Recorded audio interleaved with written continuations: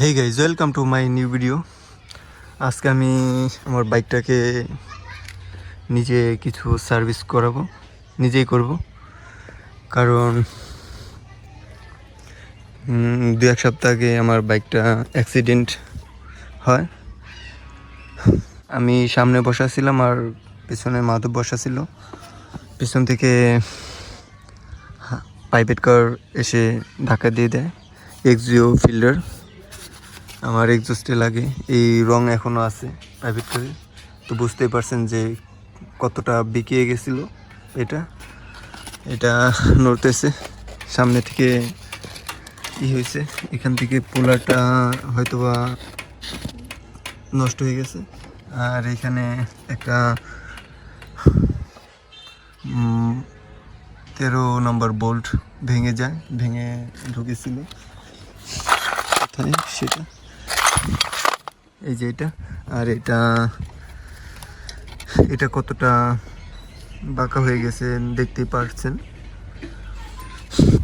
এই 2টা বোল্ট আমাকে পরিবর্তন করতে হবে। তার সাথে সাথে এই হোলটাকে কিছুটা বড় করতে হবে। থ্রেডগুলা নষ্ট হয়ে গেছে। আর এক্সস্টের কথা কি বলবো, এখন ঠিক আছে মোটামুটি। আর দেখি পুরাটা ঠিক করতে পারি কিনা, বেশ সময়ের ব্যাপার, কিন্তু আমি বর্তমানে এটাই ঠিক করব। তাছাড়া আর কোনো বর্তমানে কাজ নেই। এই তো সব কিছু, পেছনের চাকা খুলে ফেলছি। আর এই কয়দিনে খুলি নাই হচ্ছে গিয়া সময় পাইনি। আর ব্রেকিং ফিডব্যাক পেছনের থেকে একদমই বাজে পাচ্ছিলাম। এটা একদমই সফট হয়ে গেছে, এটাকে ঘষে একটু ধার করতে হবে। আর ব্রেক শু দেখতে পাচ্ছেন একদম পিছলে হয়ে গেছে। ব্রেক ধরবে কিভাবে, যাই হোক ব্রেক ধরতেছিল না, তারপরেও বেশ রাইড করতেছিলাম। কারণ আমি একজন টেকনিশিয়ান, সে কারণে কিছু কাজ পারি আর কি। বেশ কিছুদিন আগে ইঞ্জিন ওভারহোলিং করি। এখানে আমি আঠা ব্যবহার করি নাই দেখা ইঞ্জিন অয়েল লিক করে আর কি। আমরা প্রায় সবাই বলে থাকি ইঞ্জিন ঘামে, আসলে ইঞ্জিন ঘামে না, ইঞ্জিন অয়েল লিক করে। আঠা ব্যবহার করলে হয়তো বা লিক করতো না। আর গ্যাসকিটগুলা যেগুলা বাজারে পাওয়া যায় ভালো না, শোরুমেরগুলো প্রায় সেমই। আমি শোরুম থেকে নিয়েছিলাম, কিন্তু অরিজিনাল গ্যাসকিট পাইনি, সে কারণে এখনও ইঞ্জিন অয়েল ঘামে। এগুলো আরটিআরের জন্যই বানানো, কিন্তু পারফেক্টভাবে বানানো না, তালিবালি দেওয়া কাজ করে, সেজন্য আর কি যা হয়। আর প্রথমে সাসপেনশনের কাজ করার পর আমি ভয় পেয়ে যাই যে হয়তো বা সঠিকভাবে কাজ করতেছে না, কিন্তু না। পরে হৃদয় ভাইকে বললাম, সে টিভিএসে আছে টেকনিশিয়ান হিসেবে, কয় না সমস্যা নেই, ঠিক আছে।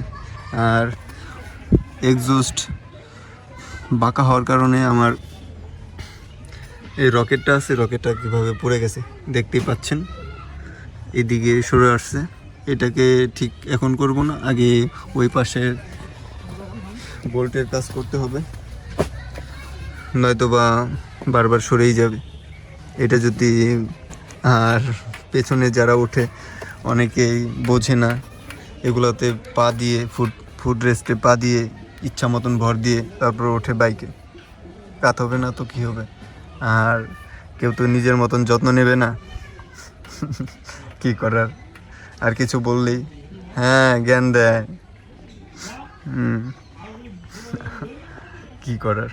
যাই হোক, আমার কাছে যতগুলো টুলস আছে ছোট ছোট করে অল্প অল্প, এগুলো দিয়ে আমি আমার টিভিএস অ্যাপাচি আরটিআরের যাবতীয় জিনিস খুলতে পারবো আর কি, একদম পুরা নেকেট করে ফেলতে পারবো। শুধু ম্যাগনেট হোল্ডার আর 2-1টা টুলস থাকলে হয়তো বা আর একটু বেটার হতো। ড্রাম ব্রেকের একটু ব্রেক কম হলে কিছুদিন পর পরই এটাকে ক্লিন করে বা একটু ধারালো করে, কারণ পিছলে হয়ে যায় একদম স্কিড করে, আর ব্রেক প্যাডটাও স্কিড করে। বিশেষ করে ড্রাম ব্রেকে এই সমস্যাটা হয়ে থাকে কিছুদিন পর পর। আর আমার বেশি হওয়ার কারণে আমি বেশি রাইড করি, অনেকে 1-2 মাস 3 মাস পর পর করে, কারণ আর আমার সপ্তাহে 2-1বারও করতে হয়, কারণ আমি অনেক বেশি রাইড করি। আমার ব্রেক প্যাড, ব্রেক শু অনেক বেশি তাড়াতাড়ি চলে যায়, কারণ ব্রেক বেশি ধরা হয়, তো সে কারণে সিরিজ পেপার দিয়ে আমি ব্রেক প্যাডটাকে আলতো করে ঘষে নিয়েছি। দেখলে বুঝতে পারবেন এটার এখন বর্তমান অবস্থা আর এটার বর্তমান অবস্থা, এই দুইটার পার্থক্য অবশ্যই বুঝতে পারতেছেন। এই পাশটায় আর একটু ঘষতে হবে, আর এটা পুরোটাই বাকি আছে, আমি ঘষে নিচ্ছি, তারপরে আবার দেখাচ্ছি। ছোট ছোট পার্টসগুলা খুলে ক্লিন করার পরে এটার সাথে একটা বুশ থাকে এবং একটা ওয়াশার থাকে। এগুলা ক্লিন করার পরে এগুলায় বিশেষ করে গ্রিস এবং 90 গ্রেডের ইঞ্জিন অয়েল ব্যবহার করতে হয়, যেটা প্রায় সব সার্ভিস সেন্টারে থাকে না। সেই জন্য আমি এটা ক্লিন করছি বাসায়, ক্লিন করে এটা আলতো করে গ্রিস দিয়ে নিব, এতে করে এটার সফট থাকবে এবং ভালো কাজ করবে। শেষ, এটার মধ্যেও কিছুটা গ্রিস দিয়ে নেব।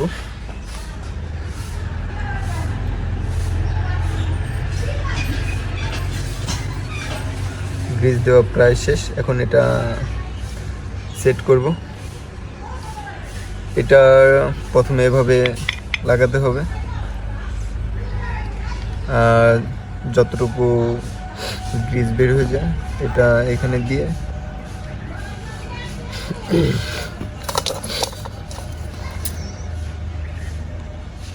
এই ওয়াশার দেওয়ার আগে এটার মধ্যে এটার নাম কি বলে ভুলে যাই, কন্টিনিউ মনে থাকে না। যাই হোক, এটা রাবার জাতীয় বুশের মতনই থাকে, ওটা দিতে হবে। তারপরে ওয়াশারটা, তারপরে এটা লাগিয়ে দিলেই হয়ে যাবে। এটার মেজারমেন্টটা ঠিক রাখতে হবে, নয়তোবা ফিডব্যাক বেটার পাবেন না। আমার এটা ফিটিং করা শেষ, ওগুলা গ্রিস করাও শেষ। এটা এখন বেশ সফট আছে, এটা লাগিয়ে ফেলবো।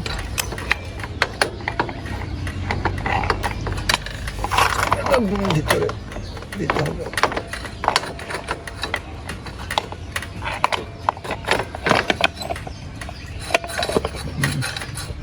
হ্যাঁ, ঠিক আছে।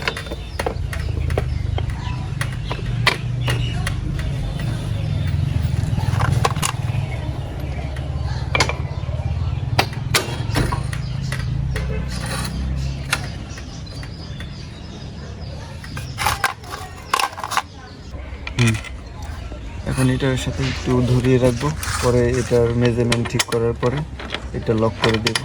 এখন হালকাভাবে ধরিয়ে রাখি যেন এপাশ ওপাশ না যেতে পারে। ফুল টাইট দেওয়া যাবে না প্রথমে।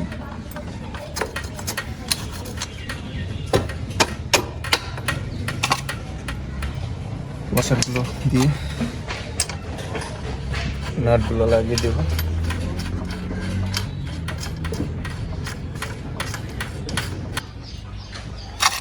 এক এক করে প্রায় শেষের দিকে পেছনের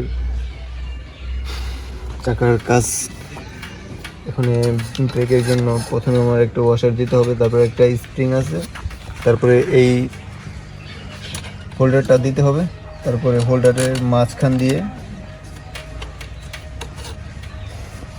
বোল্ট দিয়ে নাট দিয়ে হাত করে দিতে হবে।